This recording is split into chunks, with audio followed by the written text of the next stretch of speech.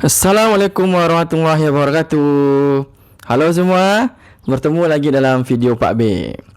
Jadi pada video kali ini Pak B ingin membahas salah satu materi biologi yang akan dibahas di fase F kelas 12. Sebelum Pak B membahas dalam video ini, Pak B ingin bertanya dulu. Siapa di sini yang merasa dirinya sudah mengalami perubahan tinggi badan atau tinggi tubuh? Mungkin semuanya merasakan itu ya. Dan Pak B bertanya lagi, siapa di sini yang pernah merasakan menjadi bayi? Pasti semuanya pernah ya. Jadi hari ini kita akan bahas video tentang materi biologi, yaitu pertumbuhan dan perkembangan. Jadi pertumbuhan perkembangan ini adalah suatu proses yang dialami oleh makhluk hidup. Jadi apa itu pertumbuhan? Jadi mungkin sudah pernah dengar semua ya, tumbuh ya kan? Tumbuh.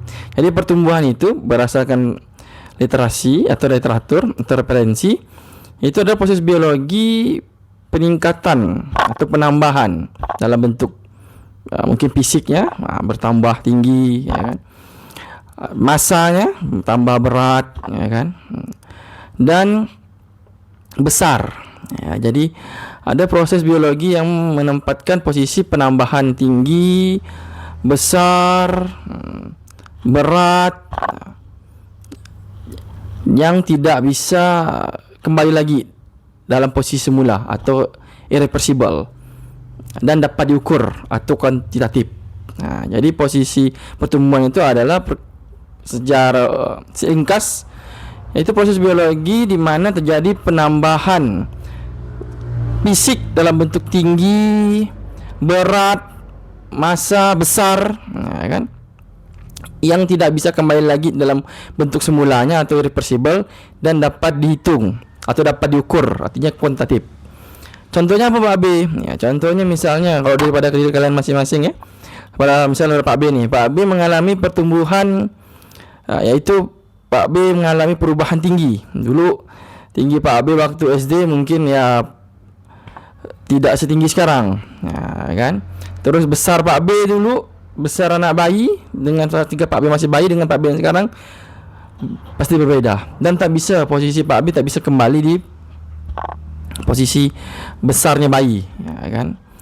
Kalau yang lihat lagi dari sekitar, misalnya pertambahan tinggi tumbuhan, misalnya ada kalian di sekitar rumah ada tumbuhan cabai, pertambahan tingginya akan terlihat itu.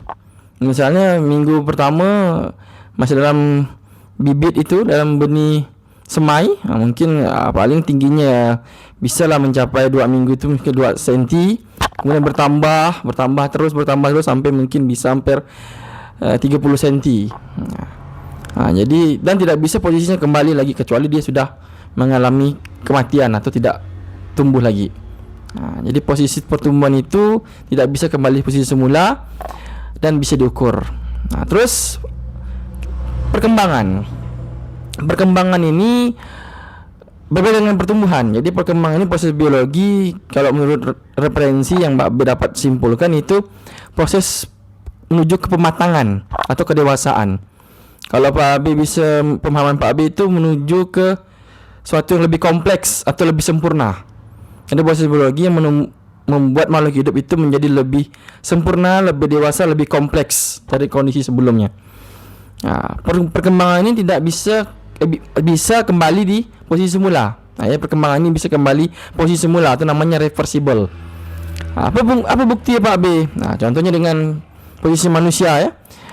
Kita lihat kalau posisi awalnya kita dari bayi itu tidak punya gigi ya kan. Nanti kondisi ujung akhir ketika kita jadilah tua, nanti posisi tua, gigi kita menghilang. Jadi tidak bisa punya gigi lagi.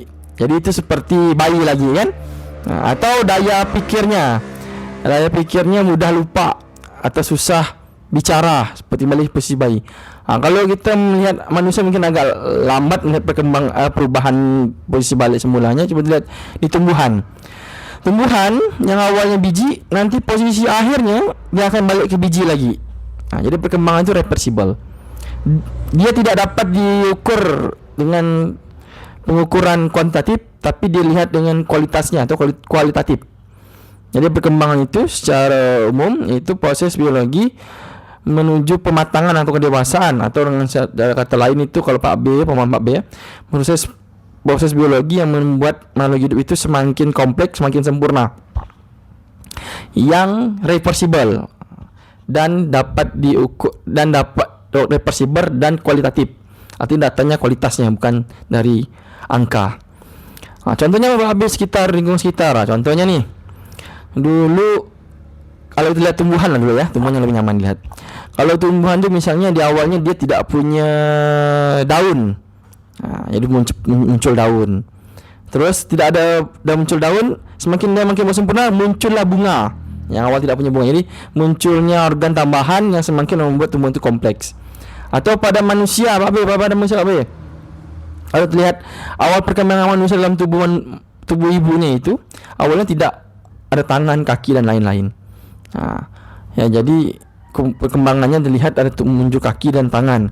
Atau yang sekarang, Pak Abi dulu waktu bayi belum bisa bicara. Sekarang bisa bicara. Atau belum punya gigi yang lengkap. Sekarang sudah lengkap giginya. Itulah ya. Jadi sekianlah pembahasan kita tentang pertumbuhan dan perkembangan. Kalau ada materi biologi lain yang ingin dibahas, boleh di komentar. Sampai bertemu pada pembahasan biologi berikutnya. Assalamualaikum warahmatullahi wabarakatuh.